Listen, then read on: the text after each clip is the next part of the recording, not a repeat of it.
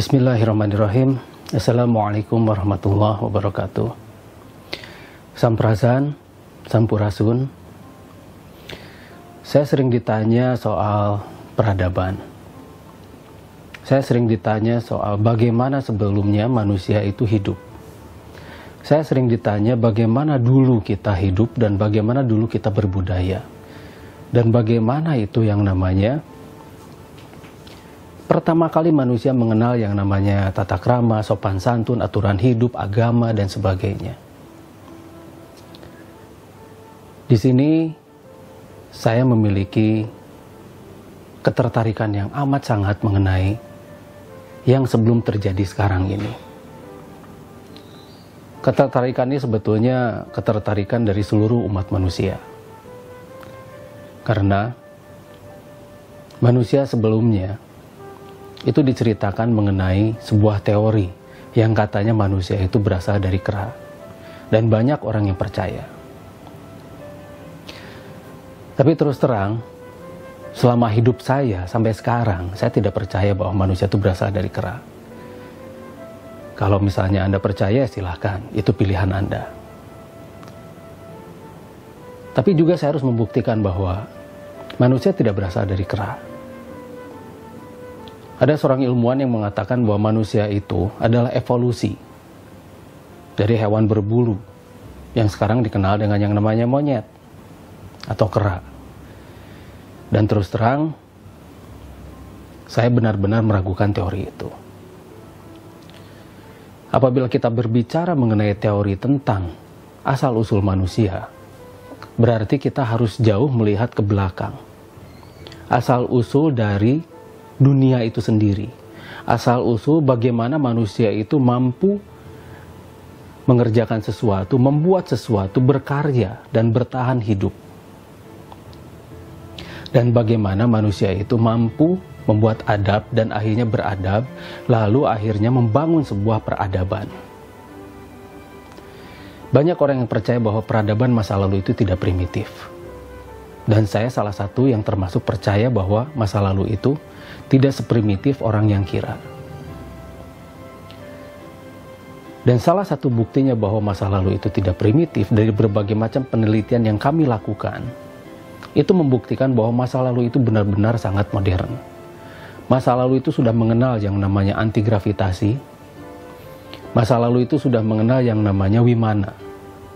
Wimana adalah alat untuk membuat manusia itu mampu menolak gravitasi bumi. Dan itu sudah dikenal. Hanya mengapa itu tiba-tiba menjadi hilang? Seolah-olah itu tiba-tiba menjadi hilang. Dan ketika kita menelusuri peradaban dan sisa-sisa peradaban yang ada di Indonesia, kita akan menemui banyak sekali bangunan-bangunan yang sebetulnya terlihat seperti gunung. Terlihat seperti itu alami, padahal itu tidak alami. Itu adalah bangunan yang dibuat oleh manusia. Bangunan yang dibuat oleh tangan-tangan yang memiliki peradaban yang sangat dahsyat dan luar biasa. Misalnya satu contoh ini di Gunung Padang misalnya. Kita tahu bahwa orang menyebut itu adalah Gunung Padang, tapi saya pribadi tidak menyebut itu adalah Gunung Padang. Saya menyebut itu adalah Gedung Padang, karena dari bentuk bangunan dan bentuk tumpukan batuan yang ada di sana itu semua adalah dibuat oleh manusia. Meskipun mungkin batuannya ada yang batuan alami, tapi saya yakin kandungan besi yang ada di batuan Gunung Padang ini sangat tinggi. Bahkan bisa mencapai 45% dari kandungan besi yang ada di batuan-batuan yang normal. Dan kemudian ketika kita mulai mencari lagi ke tempat yang lain, misalnya di satu tempat yang bernama Munjul ini, di sana ada sebuah anomali magnetik yang sangat kuat, sebagaimana anomali magnetik yang ada di Gunung Padang. Itu benar-benar luar biasa, karena anomali ini membuktikan bahwa masa lalu itu tidak sesederhana yang orang kira.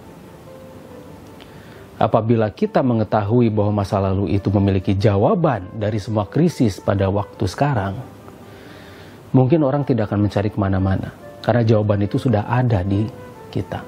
Contohnya ini, Ini anomali magnetik yang ada di Bukit Munjul. Apabila kita perhatikan batu yang ada anomali magnetik ini, saya yakin tadinya batu ini mungkin berbentuk bulat. Dan kemudian ketika kita melihat anomali magnetik yang tadi kita barusan lihat, itu membuktikan sebuah teknologi yang sangat luar biasa dan sudah mengenal magnet. Kemudian kita beralih ke Sadahuri. Ini adalah gunung yang benar-benar berbentuk piramida, dan di sana ada sebuah prasasti. Ini prasastinya sedang kami gali lagi. Bisa dilihat di sini. Kami kembali buka, dan sebetulnya masyarakat di sana sudah menemukan ini jauh sebelumnya. Tapi mereka tidak mengumumkannya kepada dunia. Kita coba gali lagi, kita coba tanya-tanya lagi penduduknya, dan ternyata bisa dilihat di sini. Ada semacam prasasti atau tulisan yang dibuat berdasarkan dan dari huruf Lemurian. Sebuah huruf yang sangat kuno dan jauh lebih kuno daripada huruf-huruf yang ada pada zaman orang-orang sekarang ketahui. Jadi banyak yang mengetahui bahwa huruf yang paling kuno adalah huruf Palawa atau Sansakerta. Tapi sebetulnya ada huruf yang jauh lebih kuno, namanya huruf Lemurian. Dan itu bisa ditemukan pada prasasti ini. Huruf-huruf ini tadinya sangat jelas. Dan ketika ditemukan itu memancarkan cahaya. Dan kemudian si pemancar cahaya itu, atau logam yang memancarkan cahaya berwarna keemasan, atau mungkin bisa dikatakan itu emas, itu dicungkili oleh penduduk itu. Sehingga seperti ini jadinya. Dan kemudian kita terjemahkan. Ini kemudian kita terjemahkan. Kita dari batuan ini kita terjemahkan huruf-huruf yang ada di sana. Kita cut satu persatu yang diakurkan dengan huruf Lemurian yang sudah pernah saya perkenalkan sebelumnya dan sudah pernah saya buat novelnya juga yang berjudul Arkitirema. Nah, ini seperti ini. Sama persis seperti huruf-huruf yang saya perkenalkan sebelumnya. Seperti A, N, J, dan ada kaligrafi dari huruf Lemurian pun, itu semua persis sama seperti yang saya perkenalkan sebelumnya kepada Anda. Dan saya buat sebuah novel yang berjudul Arkitirema. Sama persis, A-nya sama, N-nya sama, semuanya sama persis. Dan itu bisa dibaca menjadi Anjana. Dan huruf Lemurian pun mengenal yang namanya tumpukan huruf yang dikaligrafikan atau ditumpukan untuk menjadi seni. Dari satu batu itu bisa kita terjemahkan menjadi Anjana Gavida Hyangga, Avatara Maninggarungga, Sadubala Aryadumida, Zakala Madigwara Zena. Atau kalau diterjemahkan ke dalam bahasa Indonesia, Engkau adalah gerbang Sang Pencipta, pengendali alam keseluruhan jagad halus dan kasar, menyeimbangkan kehidupan alam semesta. Waktu akan menjadi anak yang penurut, atau menjadi anak penurut. Jadi ini artinya sangat dalam, dan semuanya mengajarkan tentang bagaimana hubungan manusia dengan Sang Maha Pencipta. Dan bagaimana manusia itu sebetulnya mampu mengendalikan alam. Mampu mengendalikan dirinya apabila mereka mengetahui persis apa yang mereka kendalikan dan apa yang ada di dalam dirinya. Seperti tulisan ini pun, ini lambang dari Safala Entarda. Itu adalah lambang dari Manunggaling Kawula lan Gusti, atau bersatunya diri dengan Sang Maha Pencipta. Ada lagi ini, lambang ini adalah lambang kesempurnaan tubuh manusia. Keseimbangan energi yang ada di tubuh manusia dengan alam. Dan Anda melihat ini adalah bentuk yang sangat terkenal atau lebih dikenal dengan nama Eye of Horus atau One atau New World Order. Jadi satu pemerintahan, satu pemimpin. Sebetulnya ini sudah ada di kita. Ini buktinya. Ini di Ranca Buaya.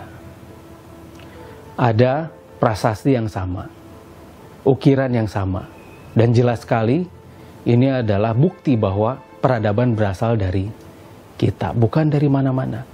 Dan banyak juga orang yang percaya bahwa peradaban itu berasal dari kita. Ini ada satu kesaksian dari Frank Joseph Hoff, bahwa peradaban itu berasal dari kita.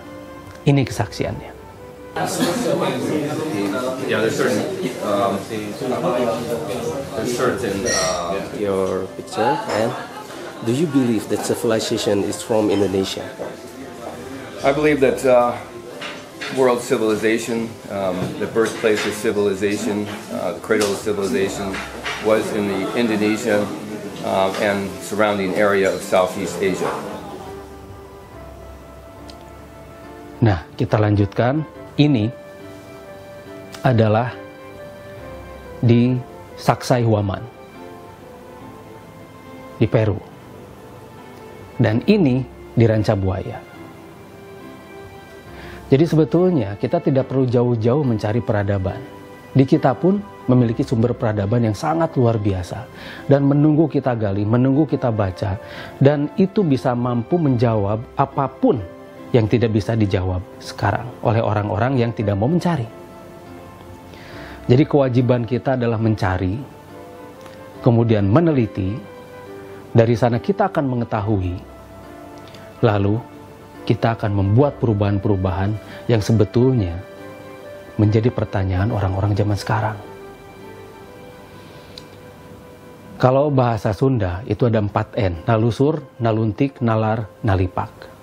Atau menjadi 4M, menelusuri, meneliti, kemudian mengetahui, lalu kemudian kita akan membuat perubahan-perubahan yang signifikan bagi kemajuan umat dan bangsa. Wassalamualaikum warahmatullahi wabarakatuh. Samprazan, Sampurasun. Bismillahirrahmanirrahim. Assalamualaikum warahmatullahi wabarakatuh. Samprazan, Sampurasun.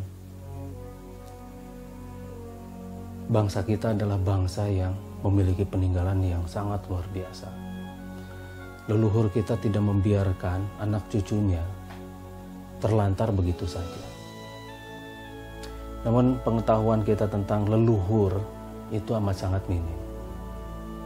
Pengetahuan kita tentang kebesaran bangsa kita sendiri itu sangat kurang. Nah, ini yang harus kita sadari. Oleh sebab itu kita harus kembali melihat ke belakang, jauh ke belakang. Kenapa mereka datang pada kita? Kenapa mereka berusaha untuk menguasai kita? Ternyata leluhur kita itu menyimpan sebuah teknologi yang sangat luar biasa dan ditutupi pada kita. Saya sudah berjalan ke banyak tempat. Seperti yang sekarang sedang banyak dibahas dan diperbincangkan itu adalah soal Gunung Padang atau Gedung Origom. Mengapa di kita banyak sekali artefak-artefak seperti Gunung Padang, Gedung Origom dan sebagainya. Atau Gedung Origom yang mereka kenal sebagai Gunung Padang. Kenapa saya sebut Gedung Origom? Karena sebetulnya itu adalah sebuah peninggalan mahakarya yang di sana ada sesuatu yang harus benar-benar kita gali dan kita ungkap. Hanya apakah kita mampu mengungkap dengan baik dan benar, ataukah hanya mengungkap sekedar wacana? Ketika saya berjalan dan meneliti Gunung Padang atau kita sebut Gedung Origom itu, kenapa saya berkesimpulan itu adalah Gedung Origom?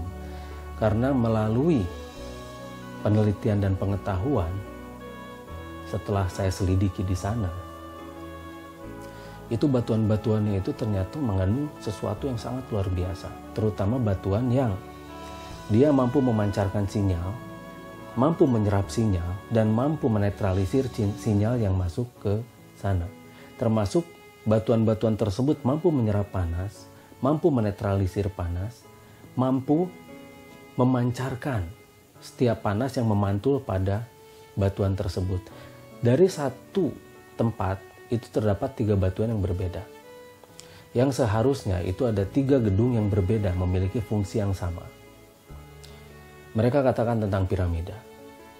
Mereka menganggap bahwa piramida itu adalah kuburan. Itu bukan. Piramida itu definisinya adalah sebuah bangunan yang berbentuk kerucut ke atas. Apapun bisa disebut piramida asal itu mengerucut ke atas, karena itu adalah bentuk bangunan. Di bawah besar, di atas mengerucut. Itu piramida. Kalau sekarang didefinisikan bahwa piramida itu adalah kuburan, yaitu terserah, itu definisi masing-masing. Tapi saya tidak sependapat. Indonesia memiliki bangunan-bangunan yang berbentuk piramida dan sangat tua, dan memiliki batuan-batuan yang sangat luar biasa pula. Semua terhubung satu dengan yang lain. Semua terkonek satu dengan yang lain, dan seluruh dunia itu terkonek. Oleh sebab itu, saya berjalan ke sana kemari, ke satu tempat dan tempat lain, menemukan banyak hal yang sangat luar biasa dan ternyata memiliki kesamaan. Satu contoh, di Gunung Padang ada batu yang ketika dipukul dia berbunyi.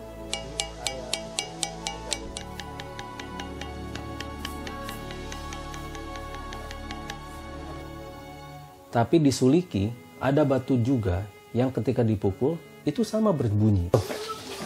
Jadi ini batu ini, dan mereka memiliki menhir-menhir, bentuk-bentuk batuan yang semuanya itu mirip dan sama seperti di Gunung Padang, Cianjur. Yang satu di Padang Bukit Tinggi, Suliki. Yang satu di Cianjur, disebut Gunung Padang pula. Karena Padang di sini artinya bukan dalam artian tempat, tapi sesuatu yang sangat luas dan kita mampu memandangnya dari ujung ke ujung dan luas. Padang itu artinya luas dan mampu memandang secara keseluruhan. Nah, batuan di Gedung Origom yang ada di Cianjur atau yang kita kenal dengan Gunung Padang yang di Cianjur itu sama dengan batuan yang ada di Suliki di Bukit Tinggi di sana. Batu Sangkar, Payakumbuh, Bukit Tinggi. Di sana ada batu Talempong namanya. Batu itu berbunyi sama persis seperti yang ada di Gunung Padang. Kalau tidak mau dikatakan lebih kencang suaranya. Dan dengan kemampuan yang sama pula di sana. Kemudian kita berjalan lagi ke suatu tempat lagi di mana banyak sekali batuan-batuan megalit pula seperti yang ada di Gedung Origom Cianjur. Itu ada lagi satu jenis batuan yang memiliki sifat yang berbeda, yaitu menyerap. Dia mampu menyerap energi, menyerap apapun yang ada di atasnya, dan kemudian untuk menghilangkan atau betul-betul energi yang ada di atasnya itu menjadi hilang atau drain, atau menjadi kering. Nah, ada lagi batu yang mampu dia itu menyeimbangkan. Jadi antara yang menempel padanya dengan batuan tersebut itu sama-sama bisa diseimbangkan. Nah, ini adalah peninggalan yang sangat luar biasa. Nah, sifat dari batuan tersebut adalah sebagai pemancar atau sebagai pemantul. Dia memantulkan segala sesuatu yang menempel pada badannya. Seperti pada gambar ini. Ketika tangan menempel pada batuan itu, semua energi yang ada di tangan itu ditolak oleh batuan tersebut, seperti pada gambar ini. Nah, ketika kita menyimpan batu di atas batuan Talempong tersebut, energi yang ada di batu tersebut akan ditolak, apalagi kalau batu tersebut sudah dipegang oleh orang atau oleh manusia. Seperti gambar ini. Ketika kita menyimpan batu akik pun di atas batuan tersebut, Anda akan melihat gambaran seperti ini. Di bawahnya hitam, batu tersebut akan tetap hitam, tapi batu-batu akik yang ada di atasnya itu dia menyala semua. Menyala karena dipantulkan kembali oleh batu tersebut. Dan energi yang ada di dalam batu akik tersebut di-reject dan ditolak oleh batu Talempong tersebut, atau seperti batuan yang ada di Gunung Padang yang berbunyi. Nah, kemudian di tempat yang lain seperti ini, di daerah ini, batuan tersebut memiliki sifat yang berbeda. Segala sesuatu yang menempel di badan batuan itu akan diserap seperti gambar ini. Ketika tangan kita ditempel di batuan itu, maka energi yang ada di tangan kita itu akan diserap sehingga batu tersebut menjadi terang benderang seperti gambar ini. Kemudian batuan apapun juga yang disimpan di atas batuan itu akan diserap pula energinya, sehingga batuan itu akan kosong sehingga menjadikannya hitam. Kemudian batuan yang di bawahnya itu yang ditempeli oleh batuan akik itu atau batuan apapun lah yang menempel di atas itu akan diserap sehingga batuan di bawahnya di badannya itu tersebut jadi terang benderang seperti gambar ini. Kemudian ada lagi yang bersifat itu untuk menyeimbangkan seperti batuan ini. Ketika tangan kita ditempelkan di batu tersebut, batu itu akan terang dan tangan kita juga akan terang. Jadi apapun yang disimpan di sana itu akan menjadi netral sehingga menjadi keseimbangan, terjadi keseimbangan. Nah, mengapa di gambar batu ini, di gambar yang batuan yang baru kita gali, ada 3 piramida dan sebetulnya 3 piramida itu memiliki fungsi yang berbeda. Sekali lagi, fungsinya satu memancarkan, yang satu meredam, yang satu menyeimbangkan atau menyerap atau apapun lah itu. Yang jelas punya 3 fungsi yang berbeda untuk menyeimbangkan alam. Dan ada di bawahnya itu dorval dan ada probe yang selalu berterbangan. Pernah kita menangkap probe di Lembang, bentuknya adalah seperti ini.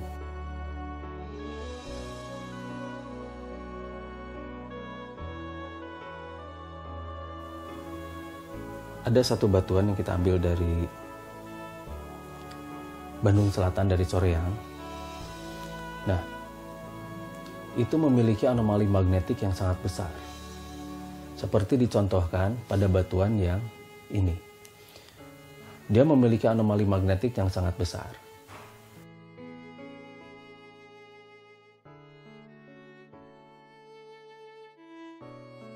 Dan batuan-batuan yang kecil di sana, seperti batuan seperti ini, ternyata ketika kita beri seng, kita beri tembaga, batuan ini mampu mengeluarkan listrik. Ini bisa sampai biasanya di atas 0,5 volt. Kalau kita uji dengan avometer. Kalau kita pasang avometer di sini, satu di sini, dan satu di sini, positif dan negatifnya.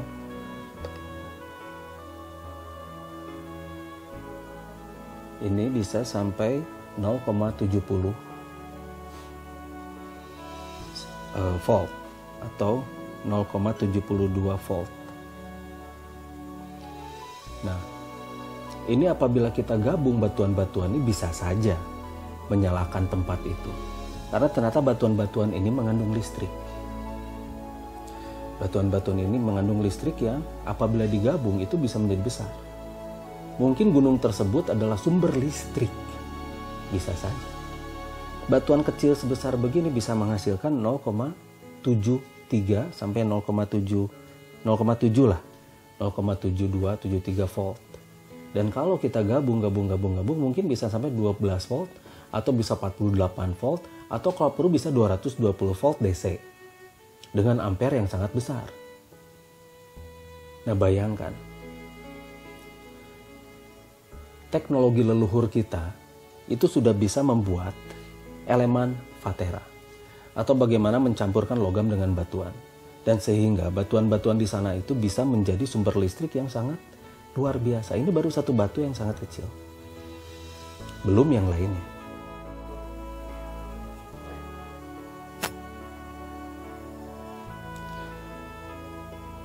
Bahkan kalau kita lebih bisa menekan dengan lebih baik, ini bisa sampai 0,82 volt.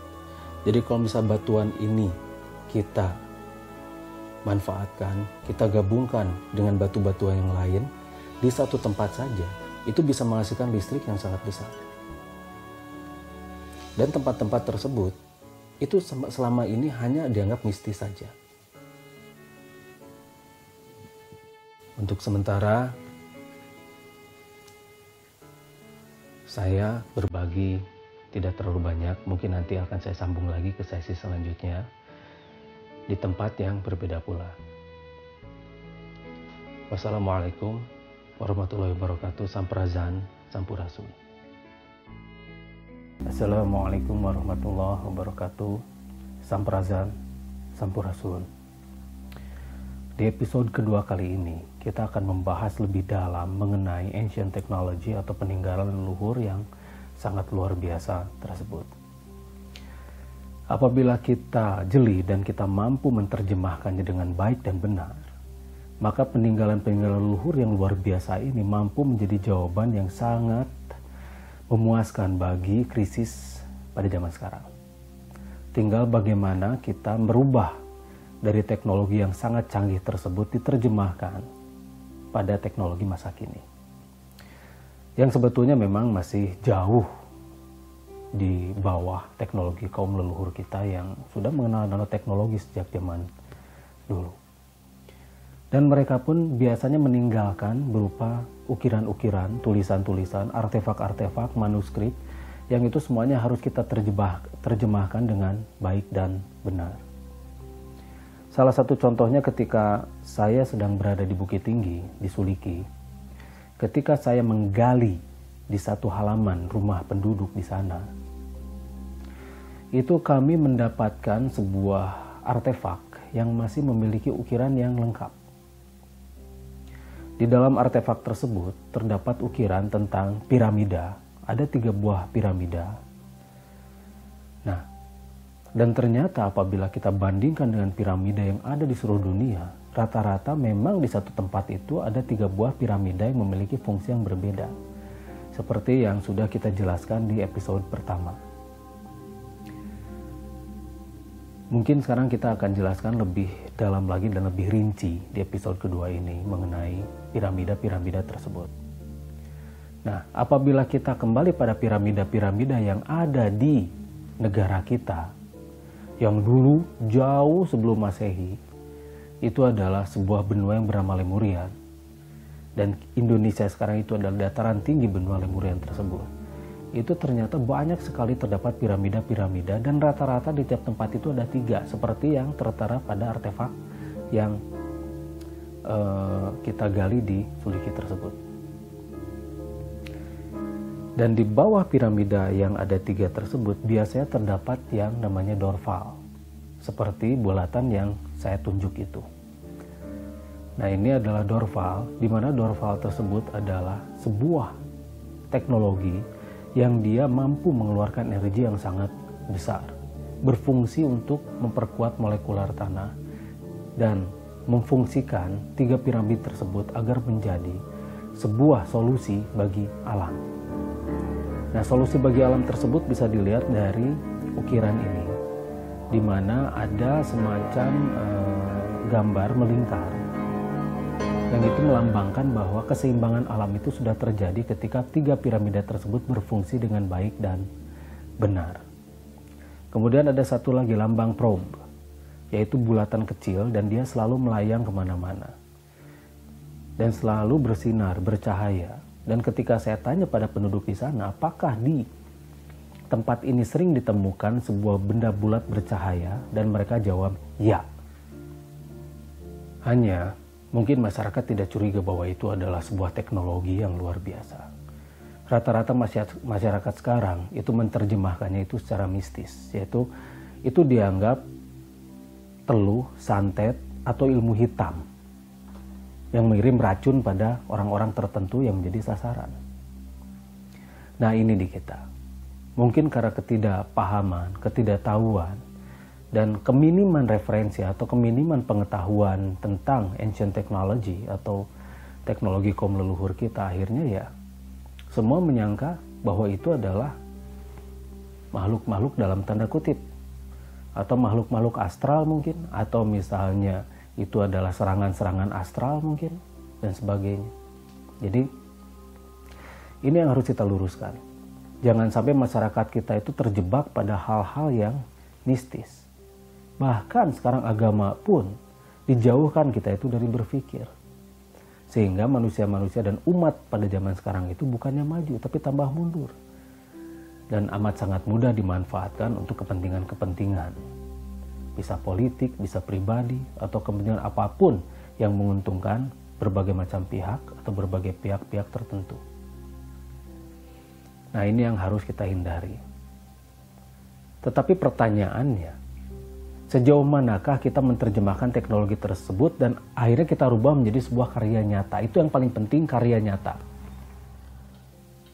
Beberapa saat yang lalu saya mendapatkan sebuah batu dari daerah Hambalang, Bogor. Batu ini kalau untuk ukuran yang umum, batu sebesar ini itu tidak akan seberat ini. Ini hampir 30 kilo beratnya. Sangat berat untuk ukuran batu yang hanya sebesar ini. Dan ternyata ketika kita selidiki, batuan ini mengandung sebuah logam yang luar biasa.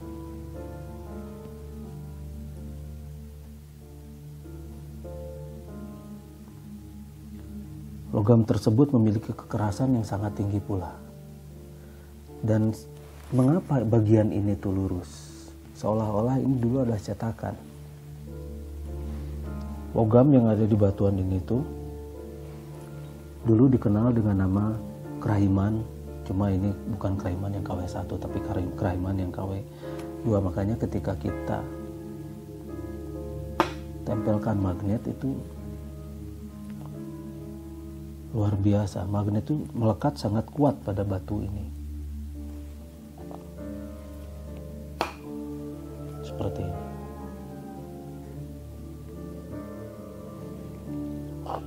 Dan ternyata batuan ini pun mampu mengeluarkan listrik yang cukup untuk yang setara lah dengan baterai yang ada pada zaman sekarang.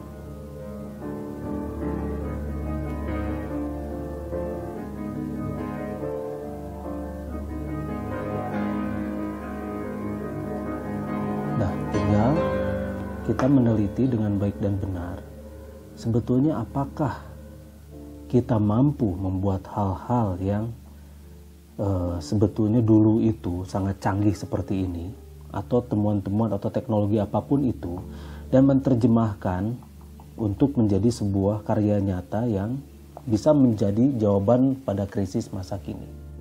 Ketika kita menerjemahkan teknologi-teknologi kaum leluhur pada masa kekinian, seperti apakah itu? Dulu di episode sebelumnya, saya menjelaskan tentang bagaimana generator tanpa bahan bakar itu di Indonesia Super Digital 2018. Hanya ketika saya menemukan hal semacam begini, ternyata kita mampu membuat sebuah teknologi yang jauh lebih baik lagi. Kalau untuk generator tanpa bahan bakar itu hanya perpindahan energi dari satu ke satu yang lain, itu over unity, tapi ini adalah sumber energi yang luar biasa. Ternyata batu ini mampu mengeluarkan listrik. Batu ini mampu mengeluarkan listrik apabila kita tempelkan tembaga atau seng. Tapi kalau kita ingin mengeluarkan listrik dari batu ini lebih baik, yang harus kita tempelkan adalah emas dan magnesium. Jadi itu akan bisa mengeluarkan listrik yang lebih besar lagi. Makanya kenapa di tempat-tempat yang ada piramida itu biasanya ada tambang emas. Jadi emas itu berfungsi untuk mengakselerasi listrik yang ada di batuan seperti ini, nanoteknologi seperti ini. Kalau kita meniru yang ada di dalam batuan ini, atau meniru kaum leluhur ketika membuat sebuah nanoteknologi, kita akan mampu membuat sebuah sumber energi yang sangat lama, kalau misalnya tidak mau dikatakan tanpa batas atau unlimited. Satu contoh, baterai thorium ini. Baterai thorium ini sudah berjalan selama 3 bulan. Target saya ini, baterai ini bisa hidup selama 3 tahun lebih. Dan ini saya buat semuanya custom, satu persatu, belum disempurnakan. Jadi kalau misalnya saya katakan ini adalah KW16, belum KW15, apalagi KW1 itu masih jauh dari KW1. Dan saya kira kalau KW1 itu bisa hidup selama ribuan tahun mungkin ya. Jadi apabila peninggalan leluhur kita buat sebagai jawaban krisis untuk masa kini, itu semuanya lengkap. Jadi mudah-mudahan kita akan mampu menjawab krisis energi, krisis pangan, krisis sandang, pangan, papan dan sebagainya. Itu bisa kita dapatkan dari jawaban-jawaban yang memang sudah disediakan oleh kaum leluhur kita. Tinggal bagaimana cara kita menerjemahkannya saja. Mungkin nanti di episode ketiga kita akan membahas yang lebih dalam lagi. Untuk sementara di episode kedua ini cukup sekian. Wassalamualaikum warahmatullahi wabarakatuh. Sampurasun, sampurasun.